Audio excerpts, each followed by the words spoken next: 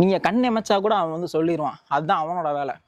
இன்னொருத்தர் இருக்கான் அந்த நக்கிப்பைய, அவனுக்கு விஜயை கண்காணிக்கிறது தான் வேலையே. அம்மா போட்ட அவ்வளோ கேஸையும் இவங்க என்ன சொல்லியிருப்பாங்க, நீங்கள் விஜயை பற்றி நீங்கள் பேசுங்க நாங்கள் ரத்து பண்ணிடுறோம் அப்படின்னு சொல்லியிருப்பாங்க அவ்வளோ.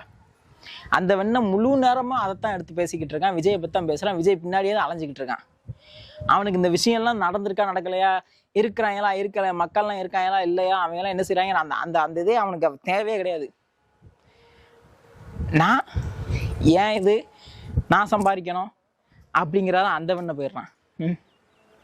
இப்போ இப்போ இந்த நல்லங்கண்ண ஐயா அவர்களோட ஃபினரலுக்கு விஜய் வந்து குடிச்சிட்டு வந்தானா, கண்ணு முன்னு தெரியாமல் கிட்டத்தட்ட காலிலேருந்து தலைவரை குடிச்சிட்டு வந்தானா, வாடை மட்டும் 1 கிலோமீட்டர் அளவு கிடச்சான். பக்கத்தில் இருக்கவங்களாம் முகம் சொல்லிச்சாங்களாம், அவ்வளோ கேவலமாக பார்த்தாங்களாம்.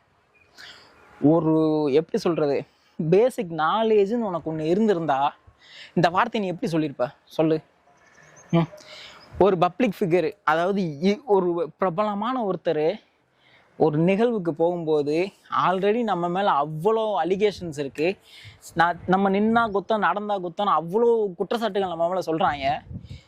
நம்ம குடிச்சிட்டு போனால் நம்மளை பற்றி என்ன பேசுவாங்க அப்படிங்கிற கூட அந்த மனுஷன் தெரிஞ்சிருக்காது.